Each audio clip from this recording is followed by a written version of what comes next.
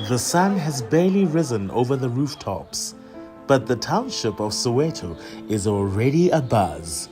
It is not due to any festive occasion, but rather the day the Department of Social Development, through its agency SASSA, disburses grants to caregivers on behalf of their children.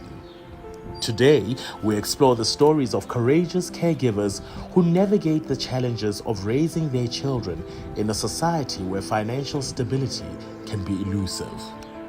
Meet Nokuthula Mbatha, a resilient and determined caregiver who relies on the state child support grant to provide for their children.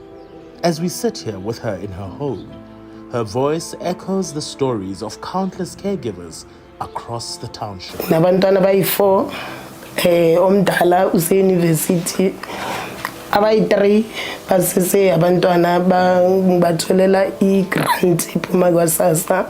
So i-grant ngitholela abantwana abayi-3 njengoba sengishilo i-1.450. Leyo mali leyo incane ayenzi next iyazama lapho izama khona ukupesha. Sengikhulumela kulo sikhathi namhlanje ukudla kuyadura. Ikolo zona lezi kahulumeni ziba nama trips zifune lokhu ma uniform iphuma philo mali leyo at the end lo 1.5 abantwana bele bahle angisebenzi akekho umuntu ongisizayo nje kuba yile nto leyo. Nokuthula's story is just one thread in the larger fabric of Soweto's community.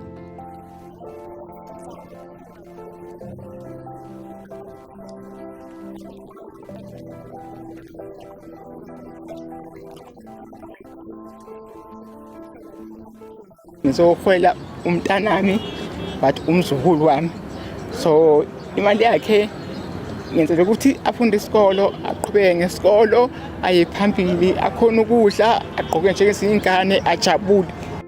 This financial support does not only just empower families, but also contributes to the local economy.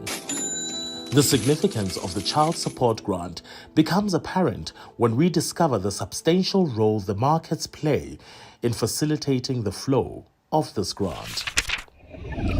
In the 1980s, the apartheid state was at its most brutal, coming from the killings of black children in the late 70s. In the 1980s, the apartheid government started to equalize the value of grants, preparing for the inevitable change from a racially exclusive system to a democracy by 1993. The values of the grants were mostly equal, but access remained unequal for the majority of black children, especially those in the towns and rural villages of former homelands where access was rare.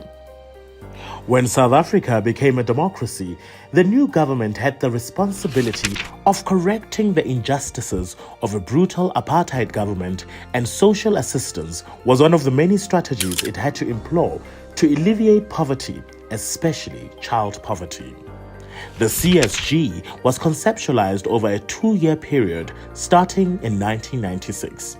South Africa had just voted for a constitutional democracy with a Bill of Rights reflecting an explicit transformative agenda that was aimed at achieving substantive equality. In 1995-96, social grants reached some 2.5 million people, mostly elderly and people with disabilities. Approximately 400,000 of these beneficiaries were women and children in receipt of the State Maintenance Grant, or SMG. The result in 1998 was the introduction of a low-valued grant targeted at young children under 7 and with a means test, so it was targeted at children living in poverty. When challenged on the low amount, the Minister of Social Development at the time, who was Geraldine Fraser-Moleketi, was very clear that it's a contribution from the state to the cost of a child, and that is part of a package of support measures, which included other parts of the social wage, such as free basic health care and subsidized housing. In the annual reports of major retailers, we find a resounding acknowledgement of the importance of the social grants and its contributions to the economy. This moment symbolizes hope resilience, and the determination of a community to uplift itself from the challenges it faces. The CSG has been successful at reaching a large number of poor children with relative ease, and it has the most pro-poor targeting record of all the existing social grants. The Child Support Grant has successfully reached 13 million children to the value of 510 Rand a month per child. The allocated CSG budget for the 2022-2023 financial year was 77 billion Rand. South Africa's Social Assistant Program stands as a globally recognized model, acknowledged for its strategic role as the nation's primary poverty alleviation initiative. And in 2022, the World Bank report on equality in Southern Africa also identified South Africa's Child Support Grant as the program with the largest impact on poverty and the widest coverage of the poor. This responsibility of bringing up the child is about empowering the parents, the grandparents, the community, and I say to the department, you've got to be able to do it house to house, street to street, community to community.